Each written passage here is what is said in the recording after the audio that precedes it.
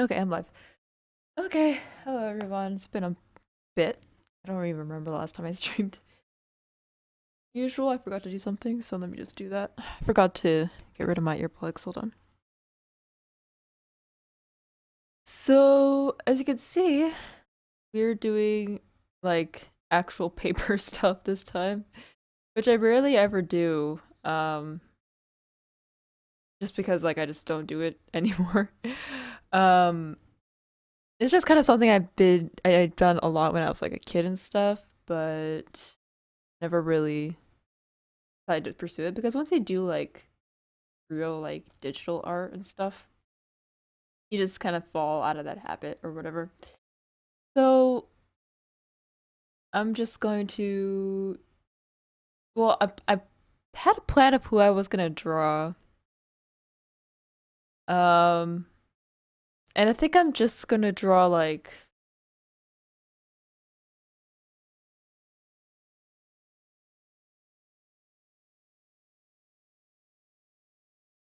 What was I gonna draw again? Oh yeah, Star Guardian Lux, because I was looking for references of like who to draw.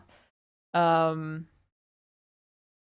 and I was like looking in front of me and I saw Star Guardian Lux and I was like, okay, like I'll just like use whatever's in front of me right now. So yeah, we'll just do that, which kind of weird because like there is no like Star Guardian anything going on right now, so that doesn't make sense. But that's a good thing I didn't really like change the title or anything. Let me just actually move my mic because I feel like it's not close enough. Um, this is a little rocky, but should be fine. I think because the thing I have it on top is actually get rid of it. Hold on. Because originally when I was setting this up, it was on a lean, so I tried to fix that, but I had my Final Fantasy. I had my Final Fantasy game try to help me. This should be better, but we have some like fairy lights. We're back to doing something more ambient. I have a red light instead of a blue light, like I usually do. And then I have my little light here. I don't know, can you see that? Yeah, it's like I have two of these little lights. It's like a purple light and a yellow light, so I put both of them in. I don't know if you could see it flicking, but yeah. Yeah, little fairy lights that I found while I was like cleaning up, and I was like, oh, I'll try to use these.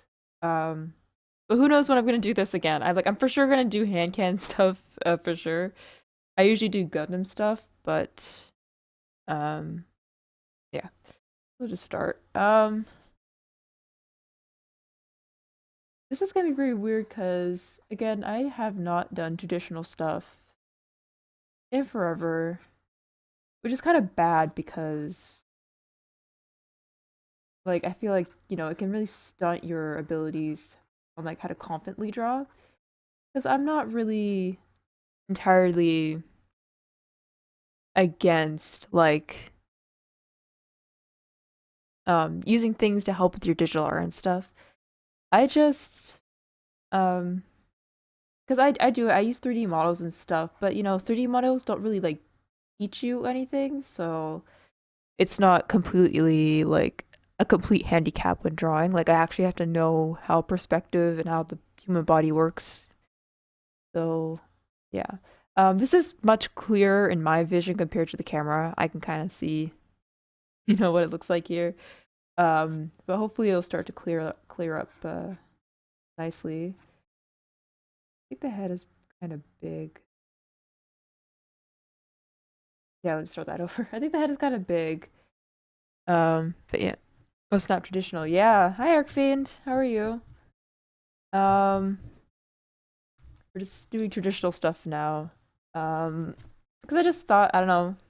I wanted to do hand can stuff for a while, but a lot of the hand can stuff that I do is Gundams, and I don't have any right now. So I just thought of this eventually. I just realized the head was kind of big, so I'm just kind of erasing it.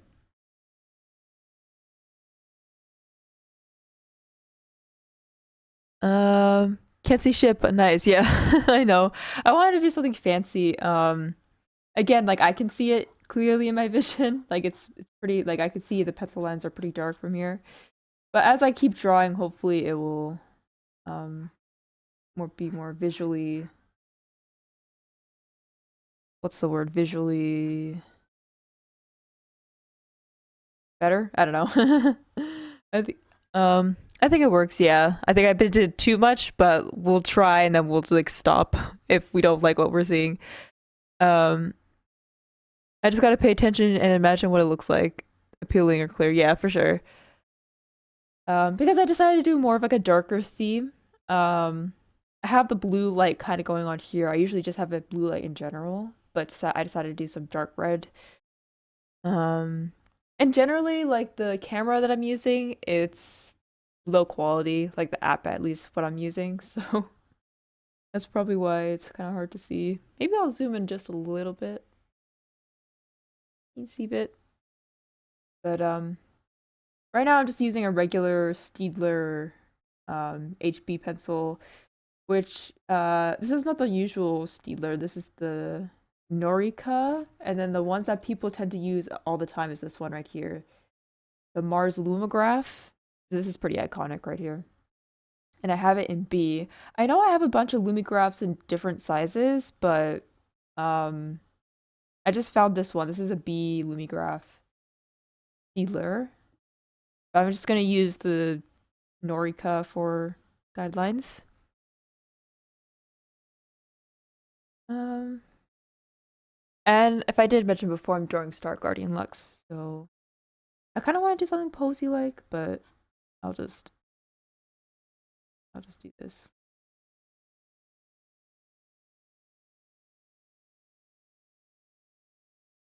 I actually use architect pencils for my drawing. Okay. I usually like I even with architecture, sometimes I still people still use the Staedtlers, the Louis Graphs. This is kind of like an iconic pencil that I see all the time. I had these like when I was high school too. I love the balance and the grip on them. Oh, okay, I see. Um, I haven't done traditional in a while, so like thinking about getting traditional stuff has been really not on, hasn't been on my like shopping list. I think I have done for like acrylic stuff. I remember I wanted to do like acrylic stuff, but um yeah, so I haven't done, I haven't done like acrylic stuff in a while. And I haven't been thinking about traditional stuff since then. But honestly, like this pencil stuff is kind of like what I used to do all the time growing up. Like this was like my main medium of art was just doing pencil stuff. Um and I always wanted to do like pencil art commissions, but I feel like I've not been really confident in doing so. And sometimes pencil art commissions can be very like iffy because like it's pencil, so it's not going to be the most lasting thing if you take care of it properly. Or like if you don't take care of it properly, if that makes sense. Sorry if my glasses are like hitting my mic or whatever. But yeah, cuz like you can get like sprays for your pencil work or just like your art in general. And I've used those before, but I feel like I'm not using them properly. The paper just ends up wriggling up anyways. So, um I use the Staedtler eraser. Yeah, I love using the Staedtler eraser, but I don't have one. I just have this like studio um cheap thing that I just found in my room somewhere. But the Staedtler eraser is like so good. Like it's my favorite eraser. If I had it, I would use it. Um but my sketch pencils of choice are mechanical. Yeah, I actually use a mechanical this one. This is just like a Pentel thing, but I prefer using mechanical. I think because of the nature of mechanical pencils, I'm not going to use it for the guidelines, but when I get into like details and stuff, for sure. Um,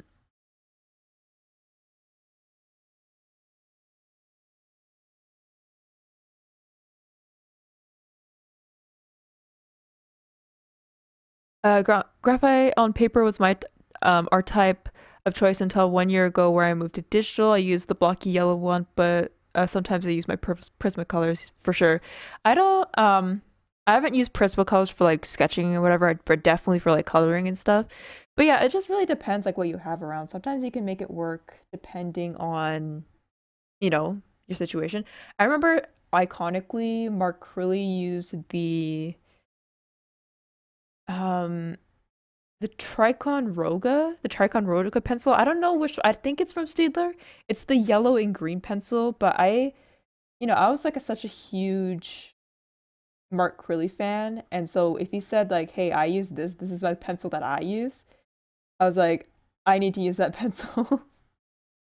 And I remember using that pencil a lot. I think I might still have it somewhere, but yeah, he would always use the Prismacolor pencil in black, and then he would always use the Tricon Roga. But yeah, mine is from Graphic Gear 500. Never heard of it. It's probably because it's like I can't even say that word. Architect pencils, yeah. But honestly, Staedtler is the way to go, to be honest. And like I would love to like get back into traditional because I want to start sketchbooking or at least get in the habit of sketchbooking. Because again, I as much as I love digital art and I continue to use digital art, you got to get that traditional stuff practice in there. And I don't like going, but hey, we got to learn. Also, like I'm on a weird angle, so I'm not looking at it, directly, but yeah, they're made for full straight lines and they have metal grips, so all the weight is at your fingers. Oh, that's cool. But my preference is definitely mechanical. I remember growing up in like high school, and teacher hated that like I would bring mechanical pencils in for art class. It's just like mechanicals for math. Okay, you got to use like real pencils for traditional. And I would obviously use that like when I'm in class, but like when I had a sketchbook and I used that all the time, I'd always use mechanical. I just love the feeling of it. I love the feeling of how the mechanical works. I feel like you have a lot more control with like line width with mechanical. Or just like I don't know. I just like how the lead is like in mechanical pencils. But it's been such a long time since I've used traditional. I don't even know if I still do. I don't know if I still do like it. This looks a little. Because this is supposed to be Star Guardian Lux, so it's supposed to be all cutesy, but I don't think I got that. Yeah, this camera is definitely not clear. It's not clear because I don't have the paid version of this, so I just have that's why my thing is a box and it's not like a full thing because I'm not paying for it.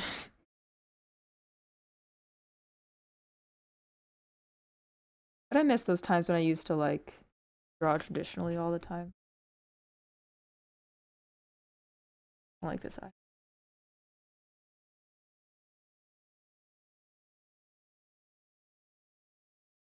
I think it's about the user for sure, and they stay very clear in the line work. Saves time and effort to not having to do special sharpening.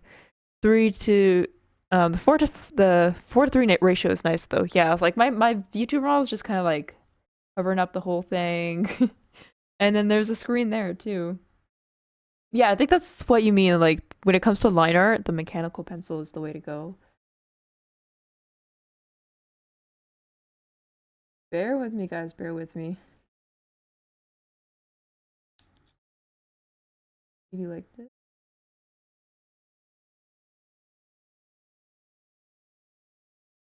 Maybe I have to be a little bit more confident in my lines and then like work up from them or something.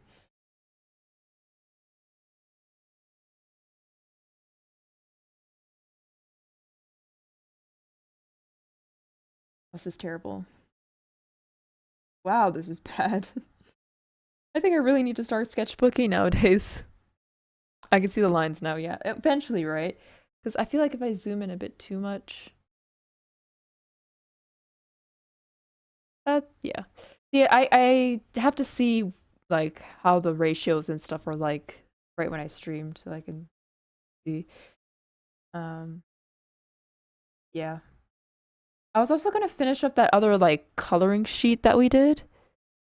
But there's so little on that coloring sheet to finish up that I'm like, it's probably not worth a whole stream to finish up.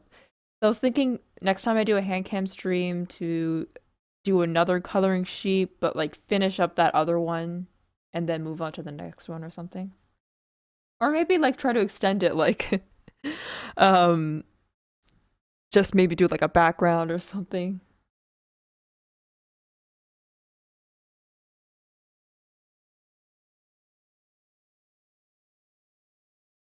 These eyebrows are so cute.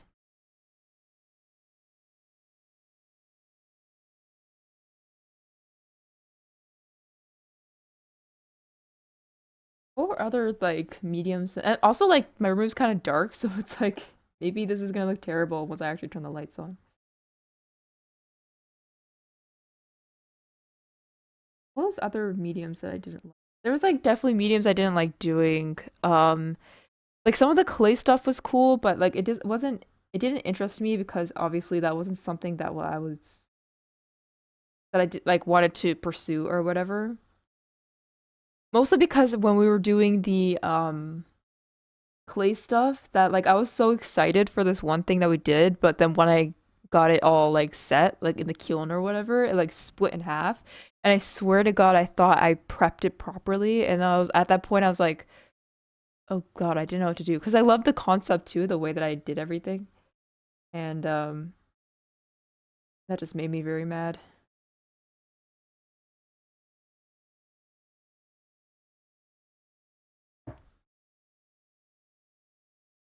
Hey Clay, I'd rather do carving than clay. Yeah. Some like I've been trying to get into like mediums like that, like I guess 3D mediums like that. Um I guess, sometimes school it just kind of sucks because like when you have it as an assignment, it's not fun.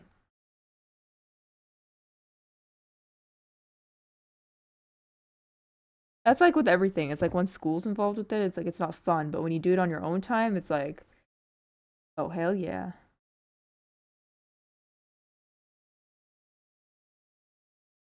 Darken up some parts that I actually like.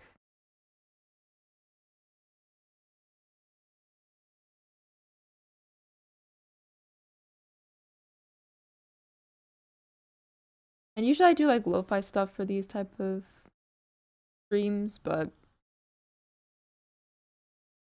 whatever.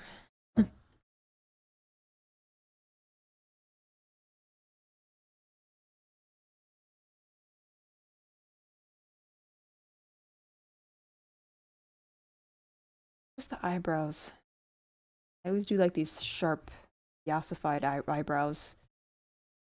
Be a cute anime girl. Not saying it's gonna fix the drawing, but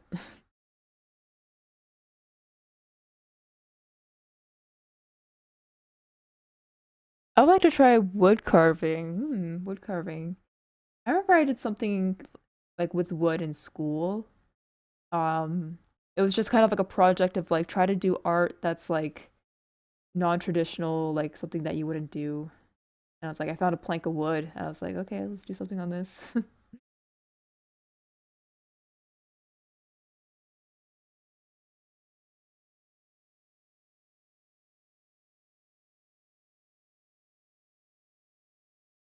Okay, this is anatomy wise, this is not bad. I'm kind of actually pleasantly surprised.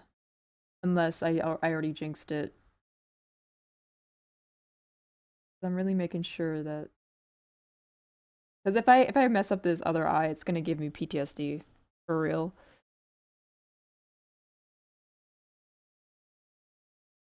What if I actually turn this light on? See, now that looks dumb. I don't like that. It's cooler. Um, maybe this nose can be a bit better. Trust the process, yeah.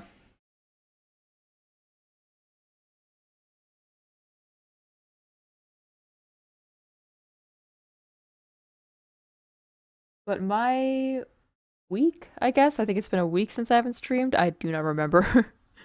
Um, it's been okay. I finished up that exam thing. Actually, now that I have a mechanical, I'll erase the eye with this. Um, finish that exam thing. So I mean, it has nothing to do with me because I was just there being the model. But sorry if my glasses keep hitting the mic, guys. I'm sorry. But yeah, so that's over now. So like, I don't have to think about how every Saturday I have to wake up really early, which it was really fun, right? Like I really loved doing the stuff. But you know, on Saturdays I don't want to have to wake up early, you know. But I'm just kind of glad it's over, and I'm just kind of patiently waiting for like the photos because I'm supposed to use those photos for agencies. And I have no idea how I look like in those photos. Like the photographer didn't even show me like in their camera what I looked like. They showed my family member, right? Like they showed the makeup artist because it's for them. But it was kind of like a whole thing with like between the teacher and the photographer. It's like, oh yeah, like the whole modeling thing, like definitely use these photos. But the photographer helped me with like the posing and stuff, and it was kind of fun. It was a little frustrating. Just like some communication stuff that was just not working out, but um I think it was showing on the outside that I was kind of like for real like frustrated, so I think it was just kind of like they kind of felt that. And I don't know. Like I told them it's like, yeah, I'm sorry. It's just like I feel like this whole process is like getting into my head. I'm sorry, but um I was like a little upset, but you know, I just kind of like said like, "Oh, it's nothing" or whatever, but hold on. Fix my model here. Sometimes my model does that. It looks like it's just constantly looking up and like I have to fix that.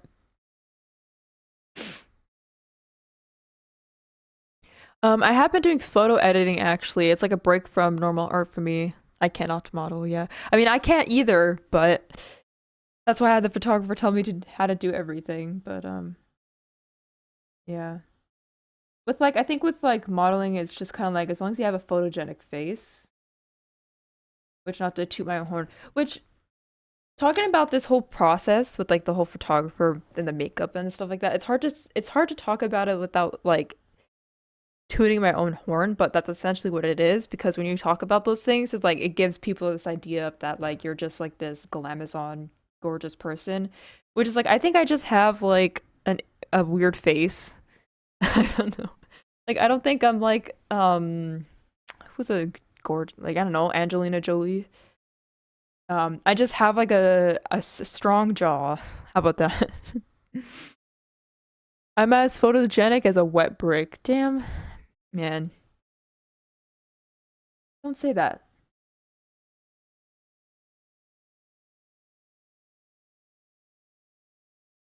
The thing is too is like when it comes to photogenic stuff for me, it's like if I smile, I'd look terrible. Like that's that's what I'm talking about. I did. Okay, well I can't argue with that.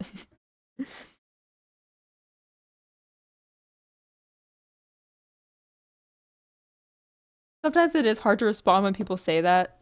Um, where they're just like, "Oh no, I just look like this or whatever."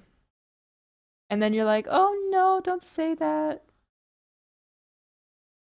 But like sometimes for me when people like do that where I say just like things like that and they're just like, "Oh no, don't say that." It's like sometimes it does kind of feel a little like, you know, you don't it just feels like they're just saying that kind of thing. But I'm different, just kidding. I get it cuz like growing up like you never thought yourself as that way. Um and that was the thing with me too. It's like I never thought of myself like that, but this is me, this is you. I'm literally a JoJo character. But I always thought as modeling as kind of like a last resort thing because I kind of grew up being like aunties and stuff being like, "Oh, you should model." And I thought they always said that because I was just like skinny. I was like, "Okay, whatever, bro." But I think I would have not had that opportunity unless the industry changed a lot. I wouldn't think I would have had done modeling if I was like who I was like when I was 13. You know what I mean? But I'm mentioning it because I'm hoping things will kind of turn out. Um, because again, like I've said, modeling I guess was kind of like a last resort for me. Like it was always something on the table, but like I obviously want like a real job, you know what I mean? Like I don't want to have to, work um gigs over and over to just like barely make rent and to like barely pay for things, you know?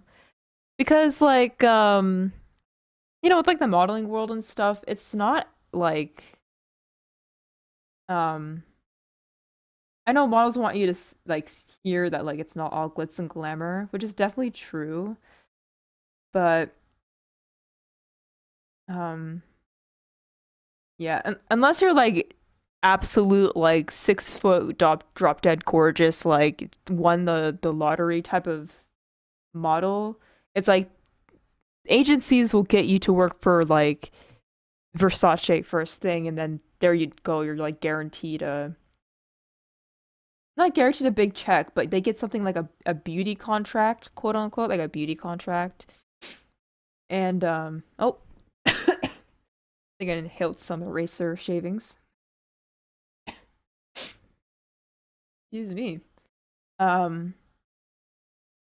but like I think what a beauty contract is like it's like a guaranteed like sign with the company, and then like every time they have a runway or photo shoot, like you're guaranteed to have like a photo shoot with them. But depending on your status as a model, like you don't get paid that much. I remember someone said like they were a model that did a photo shoot for Vogue, and they only got like $300 for that whole photo shoot, because when you're part of the agency, if your payment is $300 a gig, it's like it's going to be $300 a gig regardless of who you model with. But for me, it's like I'm just trying to see it as more of a something to just have some like money with, What am I saying? Something to just make some money with, not really like a career in my mind. I dropped my pencil. Hold on.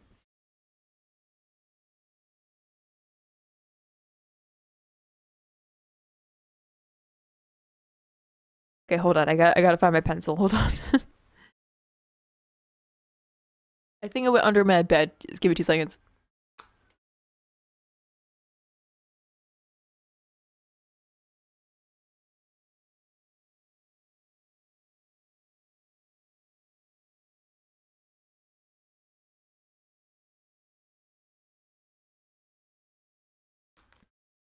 Okay, I'm back.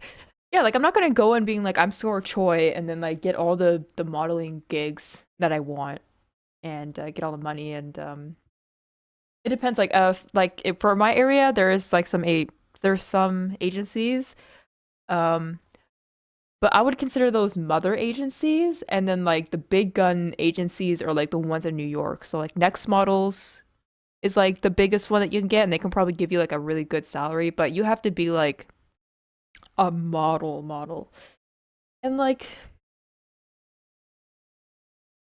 and you don't get the royalties, I guess. Oh yeah, that's one thing. Like if you're with an agency and you're getting $300 per gig for minimum, and they also have a cut of what they need to get out of that, right? So you're not just getting straight 300 probably. You're probably getting like 200 or something. I don't know. But like as someone who's been in the VTubing space for a while, that's like something that I understand already. So it's obviously I'm not really mad about it, right? Like the person's about wants to make money, right?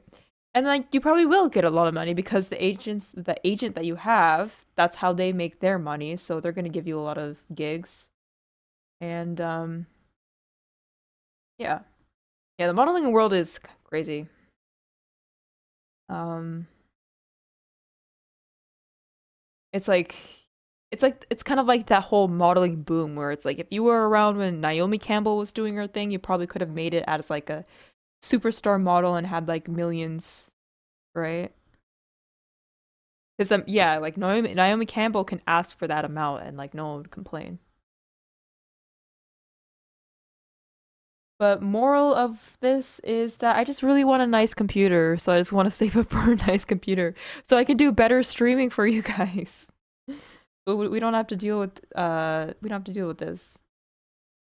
And I'm hopefully that like these little photos that I do can like bloom into something else, you know? Maybe like an actual job. Who knows? Who knows what's gonna happen to me in the future and with an agency?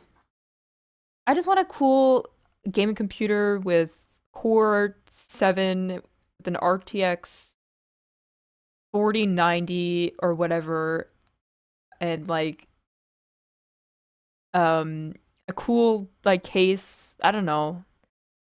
I don't know. I'm learning these computer things, okay? But like I want a nice computer.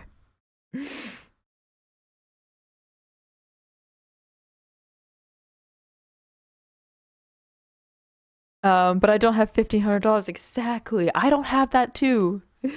AMD Ryzen, yeah, I've heard those words before. I've heard those words. I don't know how people when they get like modeling like work done and they just move to like New York right away. Like how do you do that? Let's zoom into Miss Lux here. Isn't she looking nice? Hold on, let me focus. Can I focus with this camera? Hold on. Design girl. I'm out my mind, girl. She can't focus. And light my fire, baby. But she's looking nice in my vision. I don't know. She's really looking good. Man, I remember when the recent Worlds, like League of Legends Worlds Champion came out. I forgot that had happened. And then when they announced like, "Oh, here comes the finals." I'm like, "What?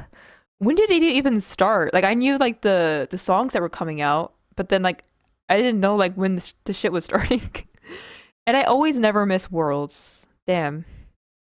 If you ever needed PC help, though, I could put stuff together so you're getting strong value for the budget, unlike pre-builds. Oh, that's so nice of you. Yeah, definitely. Like I don't know, in a couple years' time, I don't know what's gonna happen to me in the future. I don't know. Um, but yeah, mother agencies are basically a small agency that you sign up with, and they can actually help you get into better agencies like Next Models, which is the ones in New York. New York. Let me zoom you out, actually. Here we go. I don't know why like I'm so sniffy today. Like I've been in the house for a while, so it's not like I'm cold. Which yeah, it's kind of been cold lately today. Hopefully I didn't miss anything setting up the stream though. Especially since this is hand cam. This is a hand cam thing that I haven't done in a while, so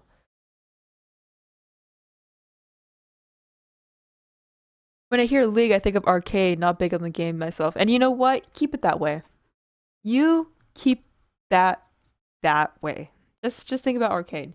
Because like yeah, the game is fine, and if you've been into the game for like a while, like you have this kind of either I guess like a neutral feeling towards it to be honest, or sometimes even just hatred, but you can't stop playing the game, but you know, um yeah, Arcane's good. Or like I heard some people like they don't even they haven't been playing the game or like they've never played the game ever since it like released, but they always keep up with like the lore and stuff and they keep up with the art. Um you're not really alone with people like caring about like the characters more than the game.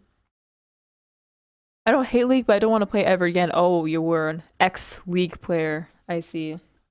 I don't really play a lot of League too. I think I've told this story that like I got into League of Legends when I was a teenager in like high school because of my friend, but she never really taught me like how to play League, and so I had to kind of figure it out on my by myself. And I played a lot of bot games, but I wasn't confident to actually play like an actual PvP game. And to this day, I kind of don't really know how to navigate League, and I just mostly play like ARAMs nowadays. Or like for the longest time, I'll play like bot games. And obviously I play TFT, but I always keep up with League of Legends stuff. But yeah, Arcane is like really good still. I can't wait for season 2. They announced season 2, so that's awesome.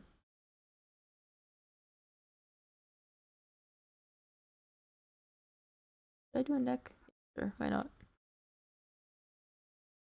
And I did Star Guardian Lux because it's all I'm in a dark red room right now, but like it's kind of pinky with like the blues. So it's kind of contrasting it.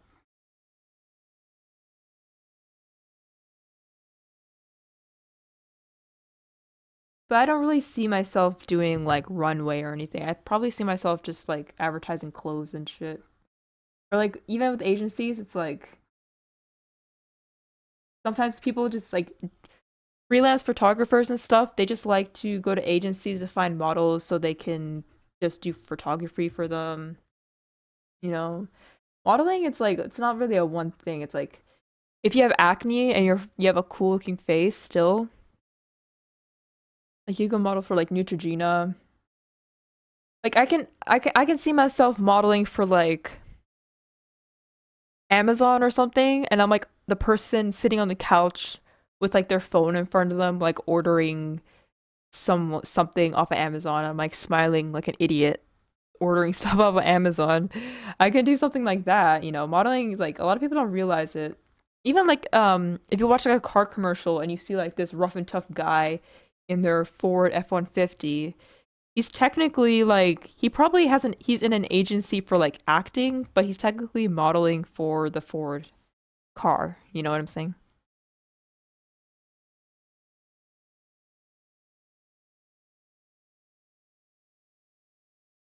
Um like the Last of Us, I didn't play, but I kept up with it for years. Yeah, I played the first game of Last of Us, and I didn't finish it, but I knew what was happening at the end. But I did enjoy playing Last of Us.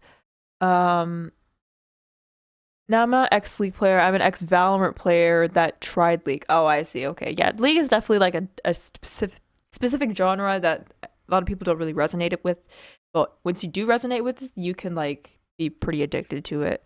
And I've always wanted to play Valorant, but I've never really grew up playing CS:GO and things like that. So I don't know how that's gonna um I don't know how that's gonna go. Yeah, the actress for Abby needs to bulk up.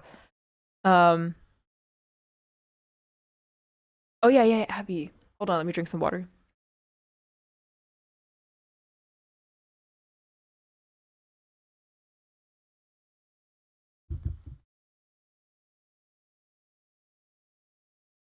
Yeah, freak MOBAs.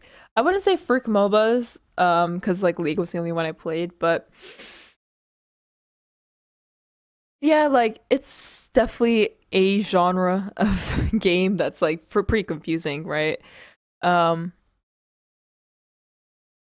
You can jump in blind. Valorant isn't that ridiculous to get into. Yeah, I think it's like once you get into like the higher range stuff, like people are very specific about like, oh, like which side of the map or whatever. But like I can learn, I guess. Um, the other big ones are even less user friendly. Like CS:GO and stuff. What's the other one? Like Rainbow Six Siege or something like that. Yeah. Um, I'm gonna say an unpopular opinion because we were talking about Last of Us. Um, because I haven't played the second game. Uh, you don't gotta worry about you don't gotta worry about MOBAs. Is that what you're meant to say? You don't gotta worry about MOBAs. Yeah, like I feel like for the MOBAs, it's like it's Dota and League is like the main ones, but I don't think there's like a hardcore like place for like Dota people. Like, but I feel like League is the one that people kind of gravitate to towards the most if they want to play a MOBA. And then there is Smite, but like the Smite fandom is not even that big. Yeah, but CS:GO and Siege is less friendly. Yeah. Um. Yeah, but like with The Last of Us, to be honest, I'm gonna say this, and I know it's a very controversial opinion, but I actually kind of liked the second game.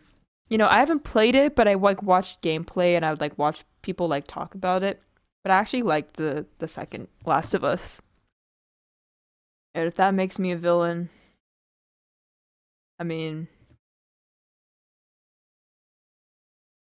I think you're. I have my opinions, but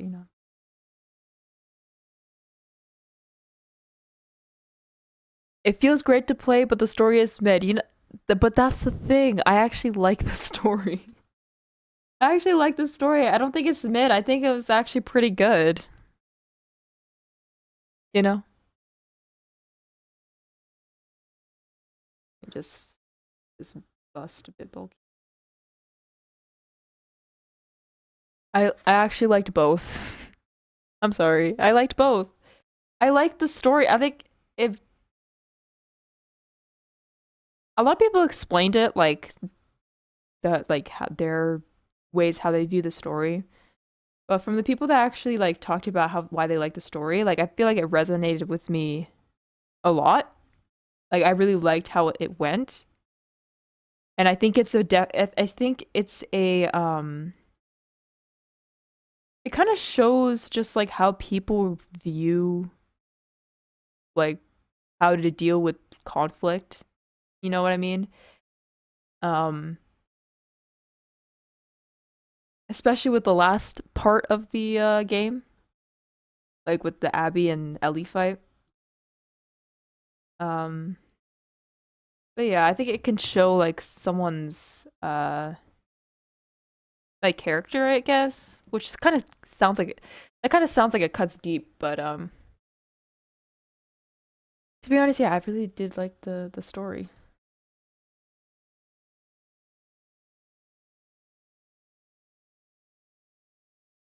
Oh, by the way, I'm not using like traditional like pencil paper. I'm actually using marker paper because I don't like texture on my paper when I'm drawing things because I like to easily smudge things. So I use marker paper. I don't use like drawing paper because drawing paper tends to be toothy and which makes sense, but I personally do not do I don't like tooth. Um yeah. The last part is where they dragged it on for way too long. Yeah. Hey, maybe you never know. Maybe that was their whole point. Like they wanted it to be um excruciating, you know? I mean, yeah, that part, yeah, but like for a lot of people they just hate the fact that Abby just didn't die. And yeah, I think sometimes I feel like the game can show how people view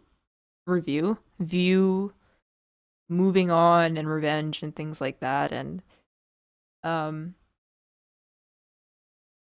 the thing is if like Ellie didn't kill if Abby killed no, if Ellie killed Abby, it isn't just that, it is that Ellie had a nothing arc. Oh wait, hold on, wait. The way they set up the end was trash. It isn't that it is that Ellie had a nothing arc. She went on the same mission twice just to achieve nothing twice. I mean, I think she achieved I think Ellie achieved the ability to move on. I think that's what Ellie achieved. She had the ability to move on from Joel and proceed to have a better life because Joel's death was eating her up the entire time. And right at the end, she learned how to move on and she no longer feels that anger. You know what I mean? I think that that's personally I see it, and a lot of people being like, "What like all that for that?" But like, yeah, that's life. Like you go through all that for that. Like that's just kind of how it goes. You know, it's kind of like how the first game, how you go through all this shit just to get a cure for these people, but at the end, Joel ends up killing everybody, and you guys don't end up getting that like cure, cause. And then you're probably thinking like, we did all that for what? And like, yeah, it kind of brings it to the fact like, well, you know, like you don't want to kill Ellie, but kind of the same thing. Like you change your mind right at the last second. Um, personally, she lost so much. Gaul sent Web back home, and then went out again and did uh and didn't do anything. Not that the cure would fix everything though, and the first one is because of a bond. Yeah, that's true, but I feel like Abby, like, if you think about it, Abby is just kind of Joel, but reverse. Like Abby also has like this kid that or kids that she helps try to rescue and things like that, and she tries to kind of just do the same thing that Joel did in like the first game. And in the end you kind of see that like Abby gets to move on with what was it, Lev, and kind of have that Ellie and Joel moment where they can go and like be saved. Um so I think that's like the point of the game of like just kind of seeing that other people have either a similar life or a different life than you, and they're just not people on the screen where like they are just the villain, like they have their own side. And even like I was gonna say, even if Ellie like killed Abby, like she would just like she wouldn't like wake like she wouldn't like feel better about it. Like she wouldn't move on from Joel because that's exactly what Abby did. Abby killed Joel, and then even after all of that, she still had nightmares. She still couldn't move on. And in a way, it was like Ellie should have like saw that and been like, "Oh, well, killing Abby wasn't gonna, you know." And I think it's just very typical to have maybe if everything went the way that other people wanted to, it was just gonna be boring and bland. Like, okay, she has her girlfriend, she has her baby, she killed Abby, and then she gets to have a happy ending. Like sometimes that it just doesn't work that way. That's my opinion. Um, sorry, I was just like staring off into the distance. Hold on. um, and the first one is because of a bond. The second one, she went out on a hate run and burnt out. Except Abby wasn't super selfish to start. Her motive is not like his all. Instead of her motive is closer to Ellie's in the second one. They just wanted to do a whole revenge isn't the answer story, but there wasn't anything that should have changed here. It could have had been more real end where it ends with her being sent back to Jackson on her farm. Hmm. Yeah, I think Yeah, I think that's the big critique that people have a lot for this game, where it's like, oh, revenge is bad kind of thing, where like you shouldn't have go out on a revenge thing. But I feel like the story really isn't about that. It's kind of just more the lengths that people would go to find peace within themselves. You know what I'm saying?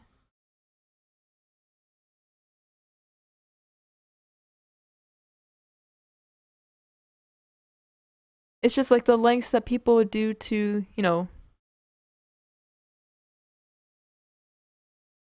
and like I think it was such a good way of kind of showing how Ellie. So I'm trying to get the words in my head. Kind of how Ellie, like when she went on this like rampage through people, like that's exactly what Joel did. She was just trying to imitate what Joel did in the first game, where he was just like this guy who he didn't care about anyone, killed anyone in front of him, and you kind of see how even at the end of the first game, things are still kind of like where it's like Ellie wasn't sure about Joel and Joel was lying to Ellie, and like they were both kind of uncomfortable and shit. Um, but hey, that's like sometimes that's just how things go. Like you go through all this shit, you don't get the thing that you want. People move like go away and like move on from you, and even though you did find some sort of relief, like for the cost of that, sometimes you lose people. And I think it's easy to kind of hate people who don't like the story because the way that they're like it's like, oh, they just like revenge bad, and like, oh, it's like killing Abby is bad and like shit, which is like so stupid. Like you should just kill the enemy and get on over with it and stuff. Um, it should have had okay. The magic of flashback during the end was her turning point. We had no reason to be there. Well, yeah. I mean, I guess it was. I think the flashback was kind of good because if they just didn't have the flashback and then she just like changed her mind and was like, "Oh, like I don't want to kill you anymore." I think the flashback was kind of important because the whole time that Ellie was having her other flashbacks, it was just of like Joel either being mean to Joel, her being mean to Joel, or just Joel being dead. But then when you see the flashback of him being alive and like healthy and just like playing the guitar, she realizes like, oh, like, you know, I can like move on because I'm seeing him in a positive light. So like it kind of shows in a very direct way, honestly, that she moved on, but like yeah, it can be like it was like a little cheesy to be honest. Those are simply haters though. They copped out so heavy on the arc. Hey, opinions, opinions. I liked it. I liked it.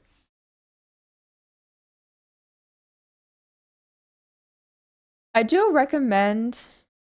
Hold on. I was drawing this whole time. I'm sorry. um, I do recommend like a video where someone like explained the story as someone who enjoyed the story. Um, it was a good build up until the final hour. Yeah.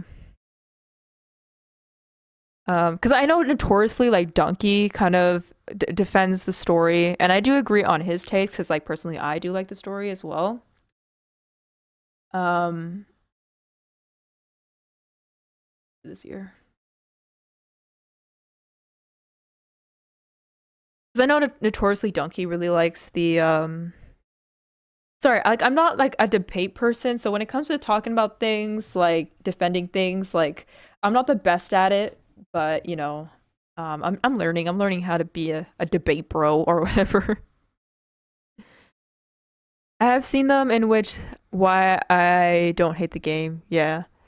Like the story of the game or just like the game. Sorry, hold on. I'm hearing some noises. Hold on.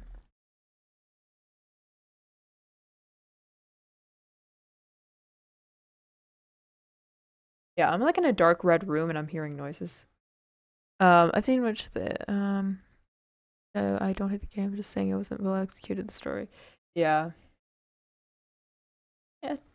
You know, we have different disagreements, which is healthy and good for anyone who's watching, so that's, you know, letting you guys know I don't hate Arcfiend and they don't hate me, so I like that we're talking about it. I like that we're just like debating or whatever. Or we're not debating, but just like having a conversation, right? It's good to have contrasting um but I do agree that like at the end it was kind of, you know, jarring and stuff.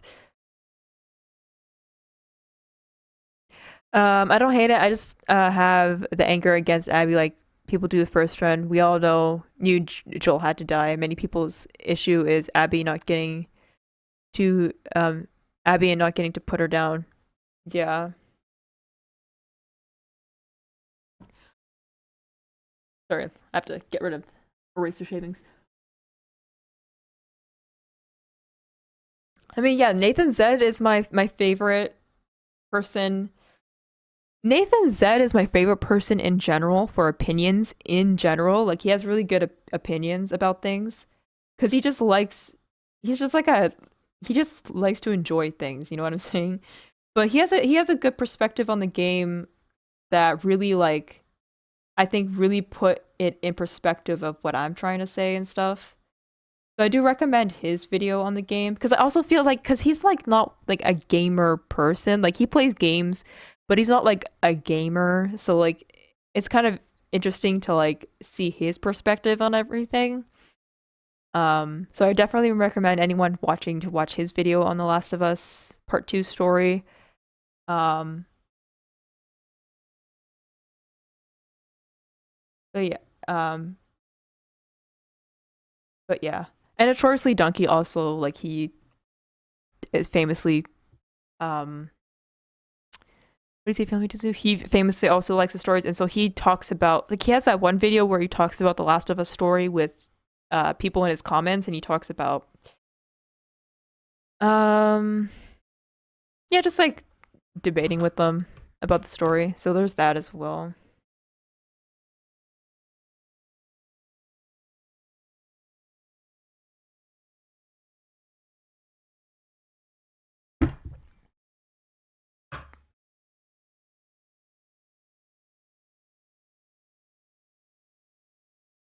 But mine is just the way that the arc was because it was going so good. I cried real tears at the game several times. Yeah, for sure. I don't deny that you hate the game like I think people hate the game arc.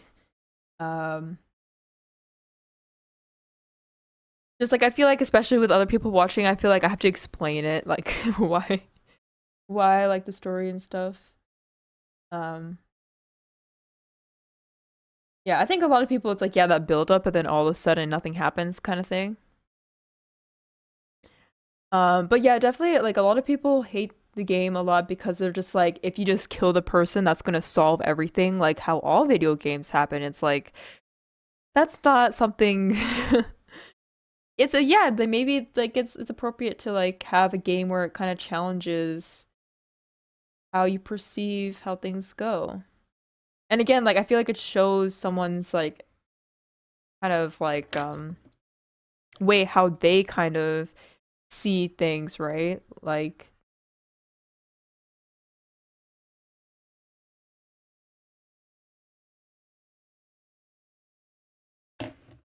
also just people being like mad that Abby is like muscular and shit, you know. It's hard to defend them. A bunch of people were as dramatic as to shut off the game after Joel's death, which I think is hilarious. Yeah, so funny. Because the world of Last of Us, it's like it's lawless. Like anyone can die. You can't expect people to just like be surviving. You know, people die. And the time that Joel died, it was the moment of which he was like finally letting his guard down because the entire time how we knew Joel is that he always had his guard up. But when he had his guard down, that's like when he died.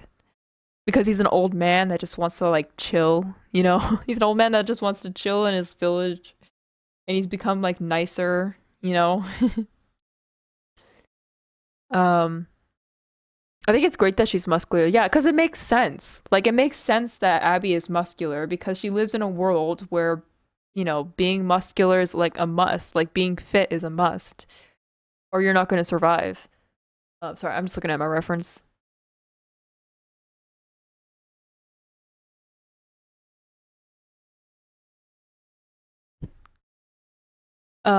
I think it makes much sense to be strong AF in the apocalypse. Yeah, sorry, I just read that comment now. Yeah, it makes so much sense.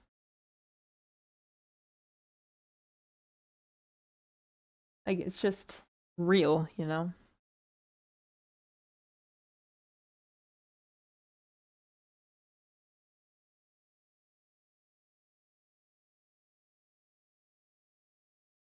Yeah, I also love Joel's part two design. I'm happy you can put it in the Last of Us One remake. Yeah, for sure.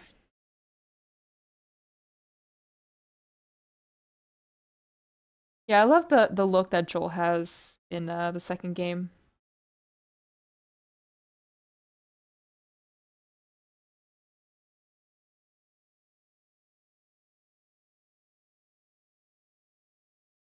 I think those people hating on women are just against strong women or women in general. I think it's just women, to be honest. I don't even think it's just like strong women.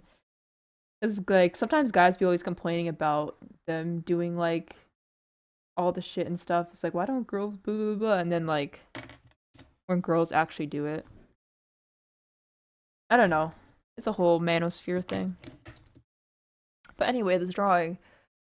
Um, I have my reference of Star Guardian Lux is like fan art, so it's probably not going to be the most accurate depiction. But I'm gonna try to visualize it in my head what I remember.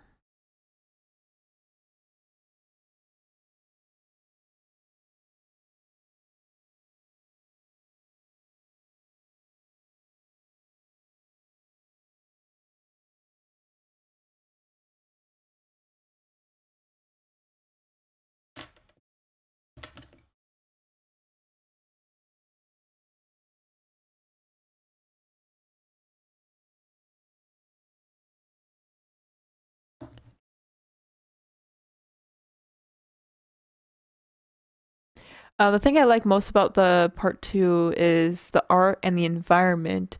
So much so that I bought the deluxe art book. Man, you and your art books. You're always buying art books. Yeah, I would love to have art books one day, but yeah, the art is very pretty. I love the environments there. Degenerates, yes.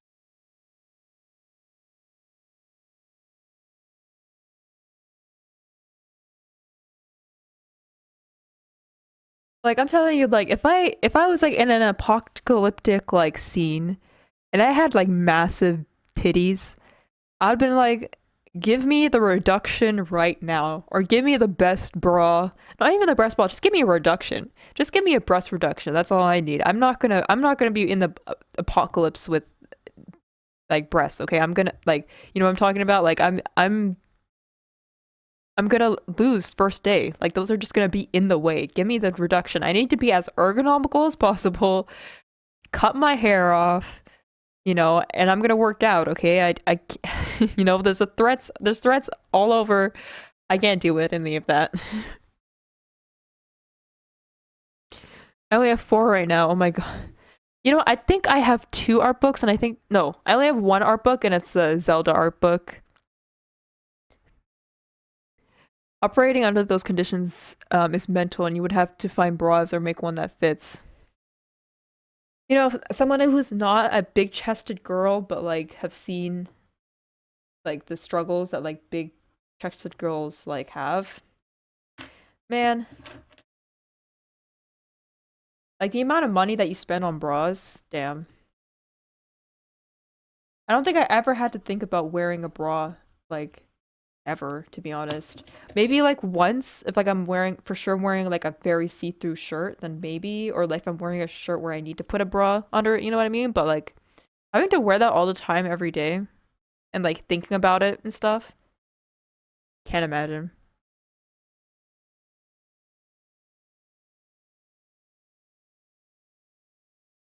That's the thing too that bothers me. It's like the guys are like, "Oh yeah, I want like a girl with like huge like titties and shit."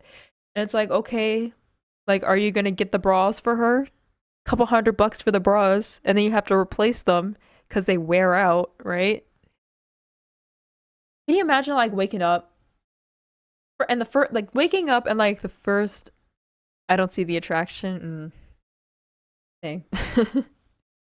um like I can't imagine just like waking up, opening your eyes, and then the first thing you have to do is like wake up a certain way because of your boobs. Because when you wake up a certain way, like you have to like roll over and like because like you can't just get up, right? Like you have weight on your chest. You can't like get up. You have to like move to the side, get up a certain way, like probably hold your boobs down so you can get out of bed, right? First thing you do when you wake up is you want to kill yourself first thing. Oh, I feel for y'all guys. I feel for you. And sometimes guys would be like mad when they do get a breast reduction. It's like you have no idea. It's like I want to feel comfortable every day. I don't want to have to like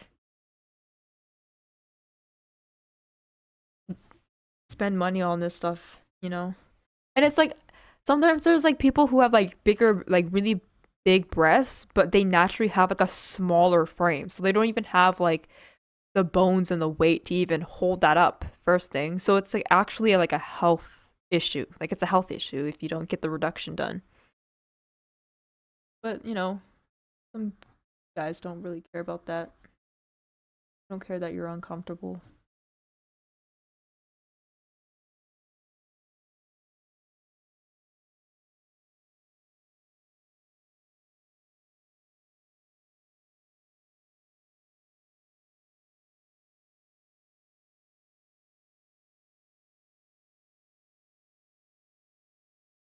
I think that lines up. That was close enough. I'm biased to more fit and intelligent people. Oh, um, there's like a term for that. Like people who are more into. No, I'm not saying that you are. Like there's a term for people who don't actually It's like, yeah, I think they do have physical attraction, but like they're more into the intelligence of a person. They're more attracted to the intelligence and stuff like that from the person, which I think is just like being normal, honestly. Like if you fall in love with someone, it's probably someone who's like smart and funny, you know, and you know what I'm saying? But there's like a word for that. Yeah, there is a term. Yeah, for sure. Okay, I'm not insane.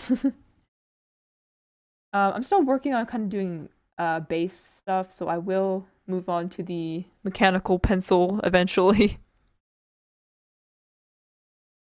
Yeah, the quality when I'm seeing the playback, it's like pretty bad, but like my OBS looks pretty good, so like sorry about that, guys.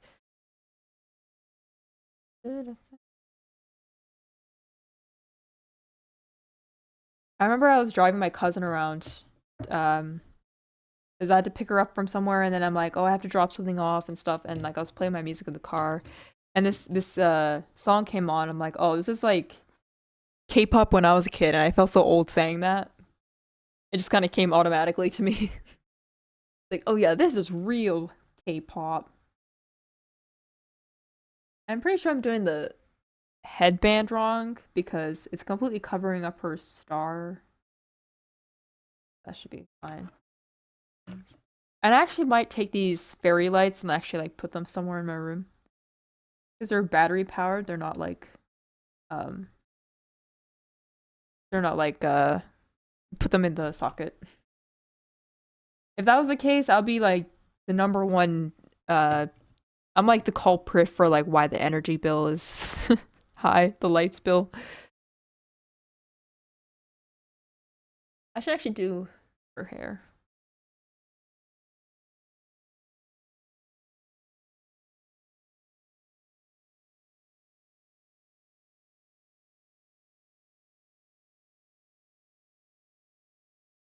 I think it's like three, so like one in the middle,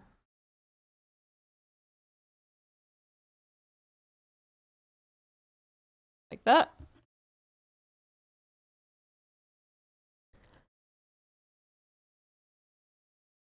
Um, my PC has a 500-watt PSU and so many fans. And I have audio equipment too. Yeah, that's the thing too. It's like there's people who have like 10 fans in the computer because it's so powerful.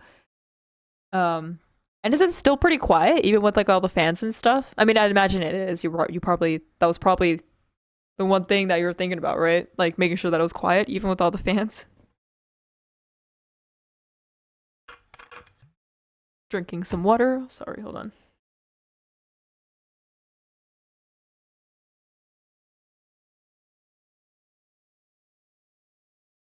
God, it looks like I'm doing like a ritual in this room. I was like looking around. It's like something is about to get me. Not with my current tune, actually. I need to desync my fans purposely. I've been putting it off. Oh. I mean, yeah, for me, I feel like it'd be like the same thing because I'm so used to a noisy computer that like even if the fans were noisy, I wouldn't even care. It's like we've been like we've been doing this. I also went to a friend's birthday party. Um, on the week, it was on Friday. I think it was Friday. Oh my god, I completely like forgot, but that was really fun. And I like met some like high school people, elementary school people, some of them. Because we're all from like the same area, so we got to know each other, and it was really fun. Had some fun, played games, talked to people. Um, one thing is like I felt really bad like not getting a gift. Um, but like I told her, it's like I'm so sorry I didn't get you a gift, and she was like upset that like I even mentioned that in the first place, and she was like upset, and I first thought she was actually upset because like oh like she was surprised that I didn't get her a gift, but she was like, what the hell? No, it's like just like be here in my party and just have fun. That's all I want you to do. Like she was mad that I even brought that up, and I was like, oh my god, what life am I living? Why did I think that? Because it's like I think I was like going out a lot, like I was like running errands and like doing things. Like going to the mall, like just picking up some like essentials, like so like I was there, but like I just like I don't know, when it comes to giving gifts to friends, it's like I don't know what to get them because it's this might be too expensive or this might they might not like this or like what if they like it's a lot of pressure and I generally didn't know what to do and like I was like thinking about it, but it was like kind of a relief when I talked to her about it. I was like, oh my God.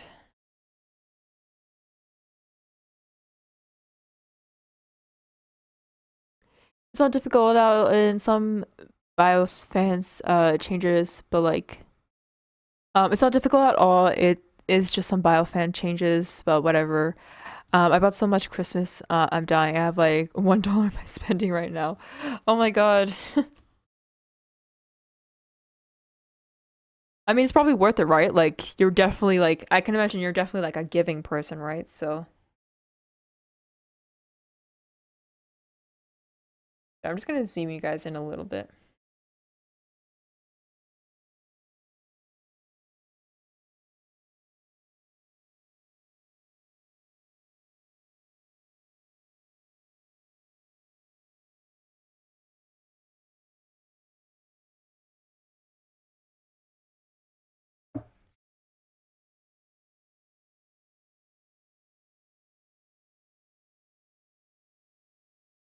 I think this is how her like hair things do.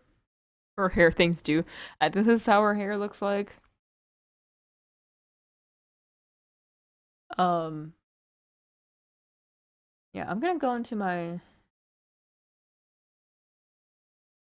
Let me just do like an indication of her pigtails because it's going off paper right now. This is why I don't do traditional art commissions because I have no idea what I'm doing. Also, every time I do ears, like I get that like voice in my head of my art teacher that's like, "Stop doing peanut ears, make them bigger." Something like this, I guess. Sure. But she was cool. She was like my favorite art teacher. Ooh, Spotify is glitching out. Hold on, you can do it, girl. There we go. So you gotta give her the encouragement. I need to practice ears more. Yeah, I don't really practice ears. I just like wing it. But I mean, so my hand has in a weird angle. So let me just try to do the other side.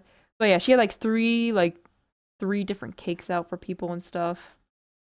And she did in like a completely separate like um it's like in a apartment building, but like in a not like a reception, but it was a place specifically made for like or like not a specifically I think it was just like a really fancy suite.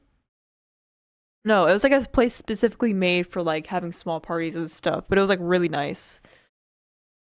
Like it looked like an apartment, but like wasn't really because the other wall was like clear and stuff. I don't know. I don't know how to explain it, but it was really nice and cool. For me, it's like I don't really like doing parties and stuff anymore. So when it's my birthday, I don't really do anything. So at least she can do that, you know, at birthday parties and stuff. I don't really like doing those. So hair looks like this. I don't know.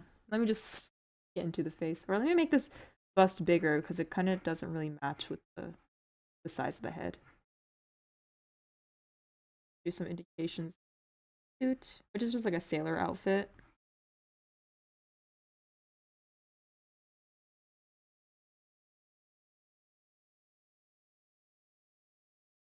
So call.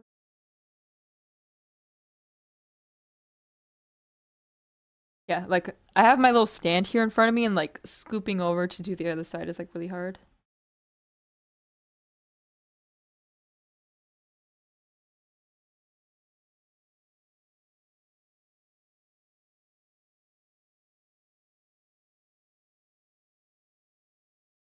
Maybe like a little cowlick. That